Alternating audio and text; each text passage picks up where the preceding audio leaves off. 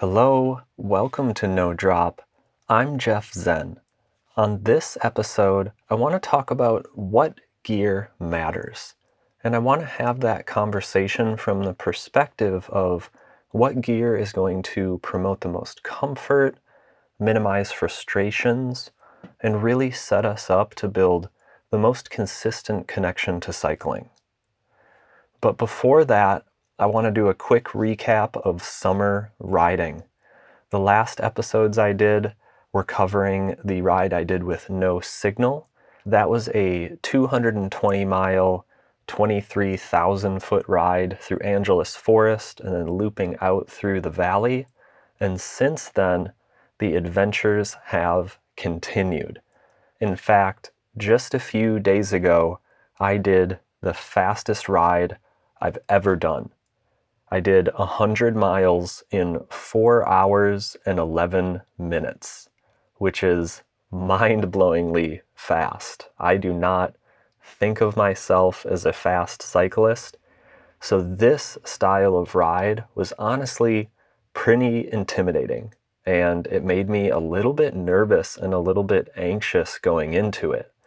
I had two incredible riding partners, Connor, who we did that fast century together last year. You can listen to, we did a recap on that century. That's episode 23 of No Drop. That was Connor and Derek did that ride. And then this year I had Connor and then also my friend Ian, who was joining for that ride. We had some incredible support, people cheering us on, people helping to do bottle handoffs so we could keep our speed up. I think we'll probably do a podcast episode recapping this most recent ride because it went so incredibly well. The goal was 4 hours and 30 minutes, and we were able to smash that and do 4 hours and 11 minutes total time. I want to be specific about that. That 4 hours and 11 minutes includes all the breaks, all the rest, everything that we needed to make this ride happen. It was an amazing effort. Ian and Connor, super proud of you guys, and thank you so much for helping me get through a ride that really isn't in my wheelhouse. So super happy with that one. And then earlier in the summer, most of my adventures took me up into Angeles Forest and just really using these long days to just explore the mountains. I am going to link my Strava profile in the podcast notes. So if you want to check out any of these routes, get some inspiration to make routes of your own, you can go there. Just look between like May and the end of July. If I had to pick a favorite route from this summer, it would probably be a route that I put together called Dearest Mountains. Dearest Mountains took me from Mount Wilson to Mount Disappointment, Barley Flats, over to Mount Gleason, back down into La Cañada, where I met the Rafa Nocturne ride, and then one more final climb up to Mount Wilson. That route was put together just basically as an excuse to be on the bike from sunup to sundown, which is something I love doing during these long days. And what I loved about that route so much is that it really gives you an opportunity to see everything that Angeles Forest has to offer.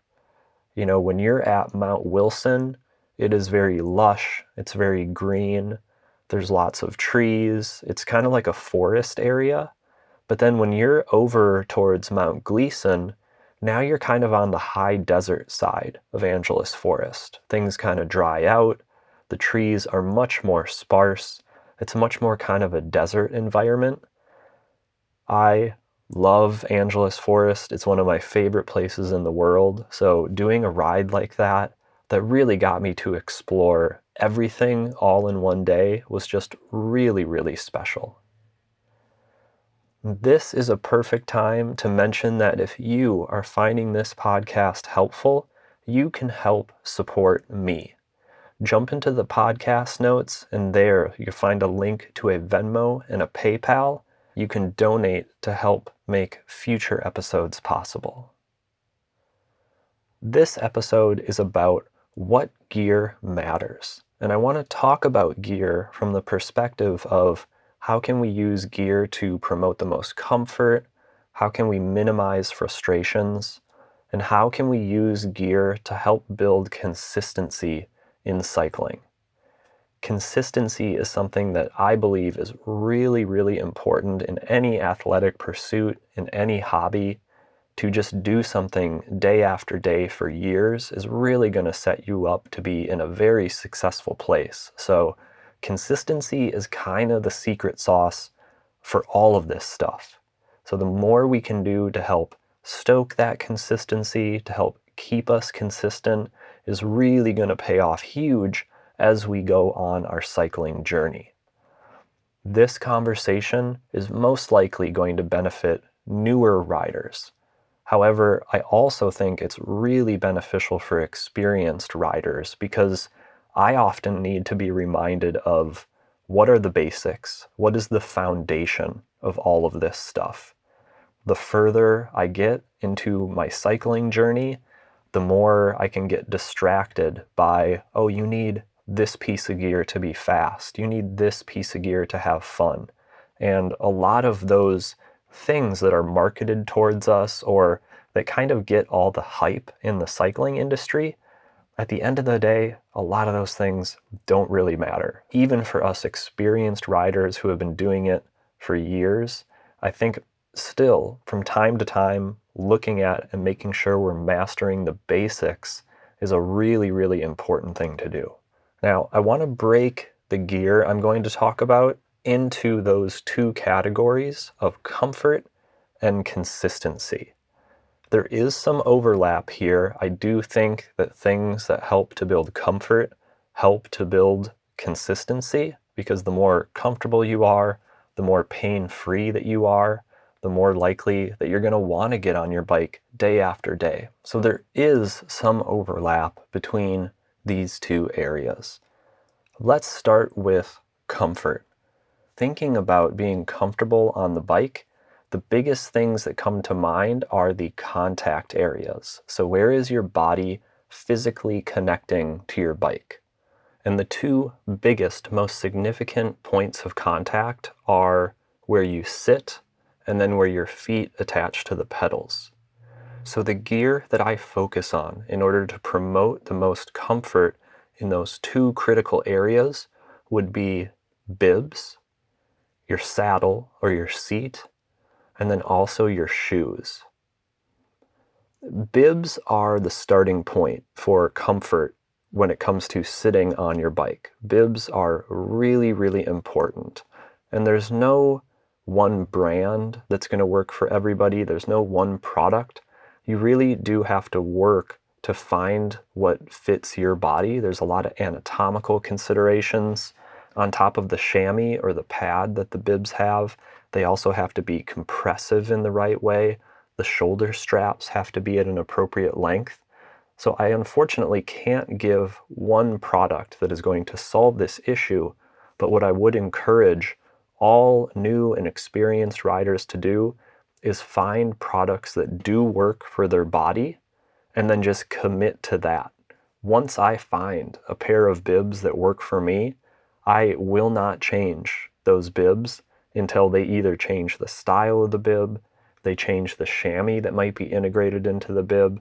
At that point, I'm looking at new products. However, if they keep the bib the same, I am a loyal customer and I stick with that. If it isn't broken, do not fix it. So bibs, once you get on that journey and once you find a product that works for you, just commit to that style, and you're going to have a really great experience. Now the bibs also work with your saddle or your seat. Seats are another area where it's going to be very, very personal about what saddle is going to work best for you. Seats are constructed to support different types of riding styles.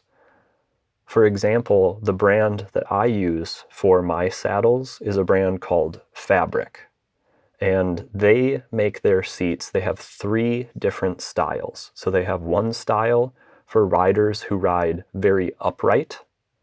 They have another style for riders who have an intermediate aggressive position. That is where I fall on their spectrum of fit. And then they have a third style that is for people who are very, very flexible and spend most of their time in a very aggressive position. So that's a good starting point when looking at saddles, is think about, how do I ride? How aggressive is my positioning? And then the other factor with saddles is the width. Now, the width of the saddle is typically determined by the measurement of your sit bones.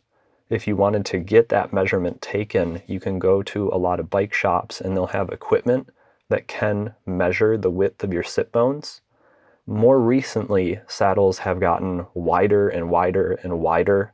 That works really well for some people. I have friends who ride what is, in my opinion, very wide saddles, and they're very comfortable on those.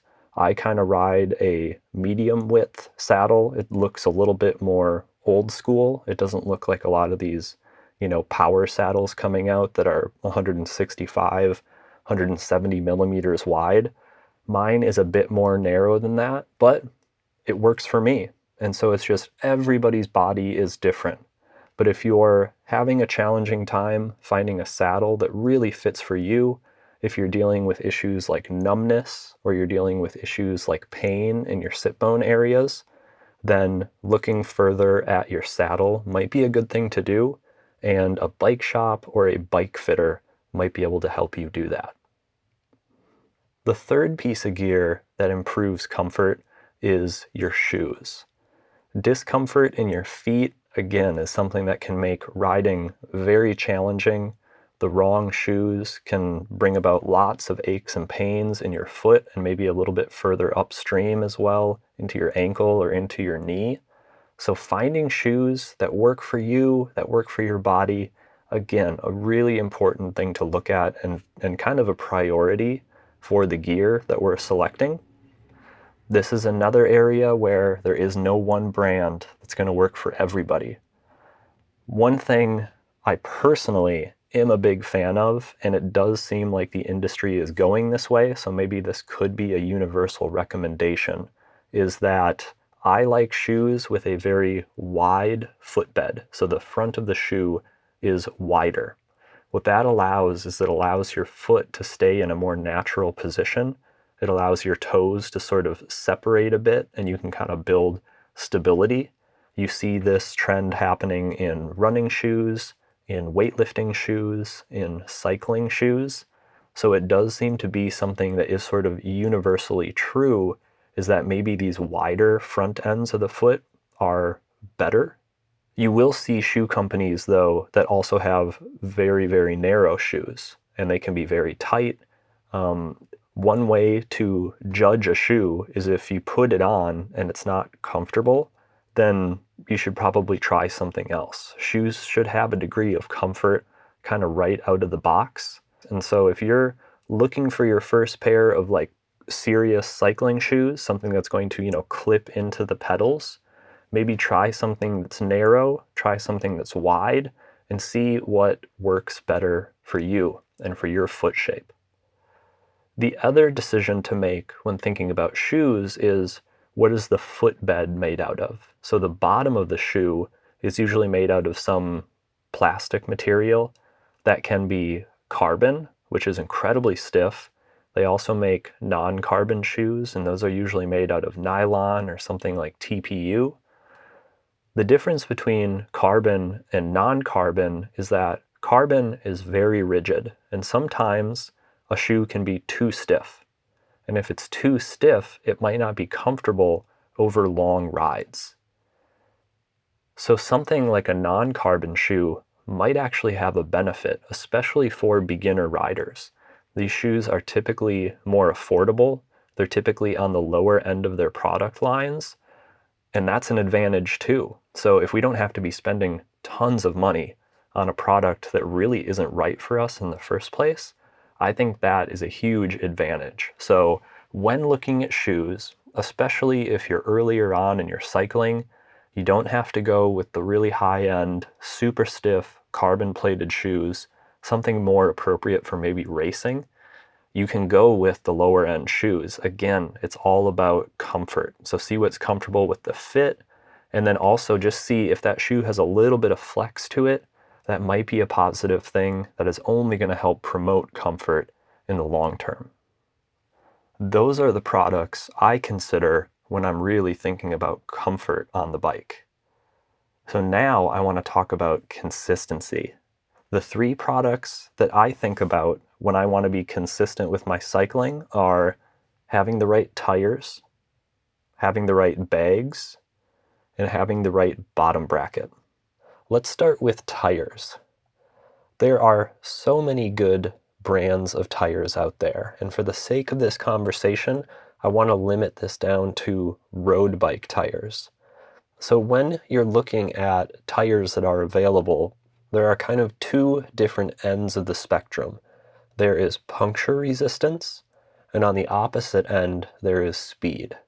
So typically, very fast tires do not have a lot of puncture protection, and then on the opposite of that, tires that have a lot of puncture protection typically are not super fast. They're also not very comfortable. You can kind of find your personal preference to where you want to fall on that spectrum. The way that I approach this is that I pick a tire in the middle, because when it comes to being consistent, I do not want to be dealing with flat tires really, really often. So I pick a tire that has more puncture protection. I'm willing to give up some speed for that because nothing slows your bike down like a flat tire. So while some tires might be fast on paper, you got to think about how is this going to perform in the real world. I am in Los Angeles, and the roads that we have are often not in the best shape. There is tons of debris in the roads. Some of the roads are not in very good condition. So I am always very, very hesitant to run a fast race caliber tire. In fact, I used to run a Continental GP 5000 on my front wheel of my road bike, and I was getting so many flats. I was having so many sidewall gashes on these big rides that I've been doing that I actually have abandoned that tire altogether. And I've switched out the front tire for a Pirelli. I forget which model, but it's one of their more puncture resistant road tires. And then on my back wheel, I run a Continental Grand Prix 4Season. That is a tire that kind of has the puncture protection of a gator skin. So it's very, very resilient when it comes to getting punctures. But it also has some of the compound material adapted from the GP 5000, so it still rolls relatively fast. It's relatively comfortable to ride, but it's not the fastest tire out there. But I am willing to sacrifice speed for that puncture protection. The last thing I will say about tires is that this is a very important part of your bike. Think about all the components on your bike and the bike itself and the thousands of dollars that we spend on these things. The only thing connecting all that equipment to the road is your tire. So this is not an area to be frugal. It's okay to spend money on tires. I encourage you to switch them out before you think you need to.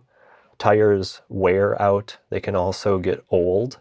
I recommend, even if you don't ride very much, try to change your tires at least once a year. This is a huge factor for safety. This is a good place to invest, a good place to spend some money, and not a place to be frugal. The next piece of gear that I think of for consistency are bags. Bags are your ability to carry tools. It could be your ability to carry food, hydration powder, clothing. Bags are really helpful, especially if we're riding day after day, week after week, because we have everything that we need with us. And all those comforts are really going to help us be more consistent in our riding. every rider should at least, at the very minimum, be carrying all the tools that they need to fix a flat and to keep themselves moving on the road. So I always have a saddlebag that has a tube, tire levers, CO2 canister, CO2 adapter, some various Allen keys that I need to operate the parts on my bike. So that is always being carried with me. And when I do bigger rides, I usually carry a larger saddlebag that carries kind of two of everything. And then I'm a big fan of using a handlebar bag. So I will keep some of my nutrition up in that handlebar bag, things that don't fit in my pockets. And with that setup, I can roll probably 13, 14 hours at a time. I do have a brand of bags that I am a big fan of. There's a company called Roadrunner. They are based in Los Angeles. They have a store right in downtown LA where they do all of their assembly, and you can also shop there.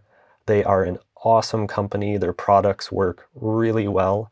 I have bags from them that I've used for years, and they're still in fantastic shape. All the zippers operate. None of it is torn. Everything is still water resistant. So they make really, really quality stuff. There are tons of other brands that are really good too. There are other types of bags as well, frame bags, top tube bags. There are bags that clip onto your handlebars that look like they're shaped to kind of a water bottle. There's so many great storage options. I would absolutely recommend finding some storage options that work for you, especially as you start riding further and further. The more you can carry, the more you're going to be self-sufficient and the bigger adventures that you can have. The last piece of gear when it comes to consistency is the only mechanical piece of gear that I have talked about on this episode, and that is your bottom bracket. The bottom bracket is the part of the bike that, if you think of the bottom of your bike frame, you have your pedals attached to the cranks, those attached to your chain rings, and then there is a spindle that goes through your bike and connects to the other pedal on the other side. So that part that goes through your bike is moving through some bearings, and that area is called your bottom bracket. This is a really important area for your bike because obviously every single pedal stroke is going through these bearings. Why I like to mention this as a piece of gear to upgrade, something to think of separately of what came with your bike, is that bottom brackets that typically are installed in bikes from the factory are not the best quality. They are kind of the cheapest part of the bike. They're usually on the very low end of bottom brackets. And with this being such a crucial part, it's a really easy thing to upgrade. Whenever I get a new bike, and that might be a bike that's completely new, or it might be a used bike that's just new to me, the very first thing that I do is I rip out whatever bottom bracket is in there, and I install a fresh bottom bracket. I am a big fan of a company called BB Infinite. They are based in the US. They make amazing products. The prices are pretty reasonable. Typically, the bottom brackets that I get are around $200, and they last a really long time. They perform incredibly well. I've run them on every bike I've owned for the last 5 years. Upgrading that bottom bracket is going to cause less headaches in the future, especially if you're dealing with a type of bottom bracket called a press fit. That area can often get noisy, it can often creak. It's very hard to diagnose. Once it has a problem, it can be really challenging to fix. So using a really quality bottom bracket like this is just going to help keep us riding, minimize issues over the long term, and just give us the best performance and the smoothest experience possible. That is all the gear that I think really matters. There are tons of other discussions about different types of gear, wheels, handlebars, drivetrain systems, but I think to lay a solid foundation of gear that's going to keep you comfortable, keep you consistent, is the best place to start before you get into all these other types of gear that honestly, they're not going to make a huge difference in your cycling performance. If you think that there's any types of gear that has been really integral into your cycling experience, I would love to hear about it. Please send me a DM on Instagram. Let me know what gear you like, if there's brands that you like in particular. I am always looking to broaden my knowledge of cycling and what are the good companies out there and what are the good pieces of gear that we need to be thinking about. So please send me a message. I'd be thrilled to hear about it. I will definitely bring it up on a future episode. And if you have been finding this podcast helpful, you can support me. Jump into the podcast notes. There, you'll find a link to a Venmo and a PayPal. You can donate to help make future episodes possible. Thanks so much for listening, and until next time, ride safe.